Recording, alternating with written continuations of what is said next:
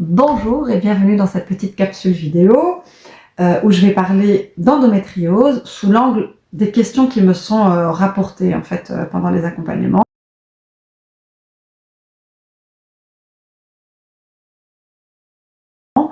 Ce que j'ai fait, c'est que j'ai condensé pratiquement, je pense, enfin en tout cas pas toutes, mais beaucoup des questions qu'on me pose.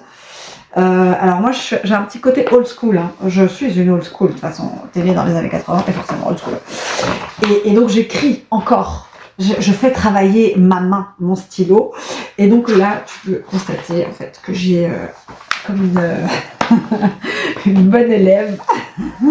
Je vais tout recenser, mais voilà, comme ça moi ça me permet aussi de canaliser aussi, d'amener une structure parce que oui, je connais bien l'endométriose personnellement, du fait de cohabiter avec depuis 2005, 2025, 20 ans en fait.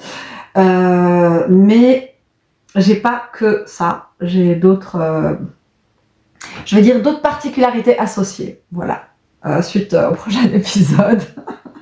Mais dans ces particularités-là, pour ne pas dire des troubles, pour ne pas dire des maladies, parce que de toute façon, les maladies, c'est le mal qui dit, en fait. Donc, ça veut dire qu'il y a un déséquilibre qui s'exprime et on a tous et toutes des déséquilibres qui s'expriment. Et moi, ça a pris cette porte-là. Mais j'aime bien de dire particularité parce qu'à un moment donné, ce mal qui se dit peut s'alchimiser de façon à devenir une partie de ta singularité, en fait.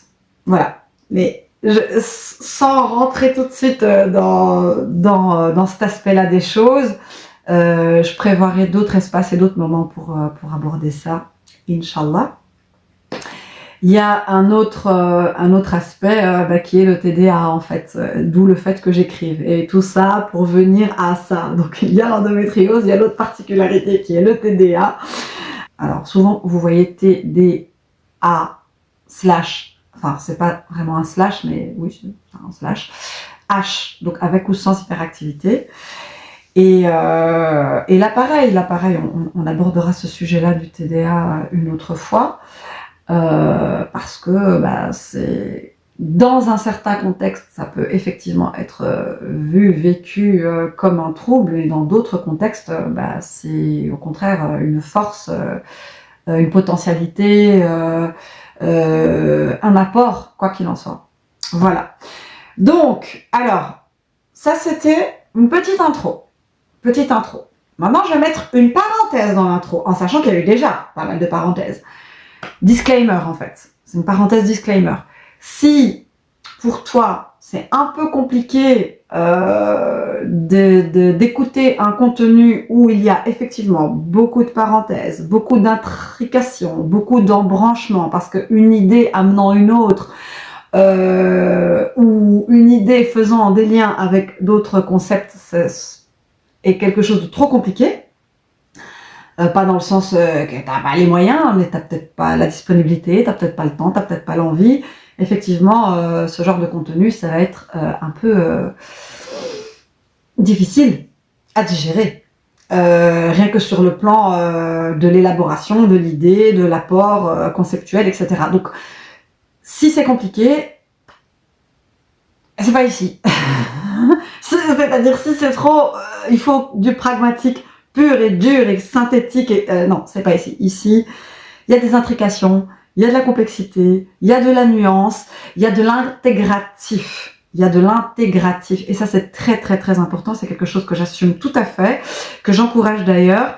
C'est de faire dialoguer les approches entre elles, les philosophies entre elles, osons les gros mots, les religions entre elles. Donc voilà, l'apport mutuel apporte un éclairage plus grand, plus profond. Est-ce qu'il est parfait? Non, mais il va dans ce sens-là. Je parle pas du mien, je parle de cette façon de procéder, et j'y suis sensible. Donc forcément, ça va se manifester dans mon propos, ça va se manifester dans ma façon de présenter les choses, parce qu'en fait c'est le regard, voilà, avec lequel je pose le regard avec lequel je regarde le monde. Ok, donc, endometriose, baby. Alors, en général, non, avant d'entrer dans la FAQ, comment est-ce que je peux procéder?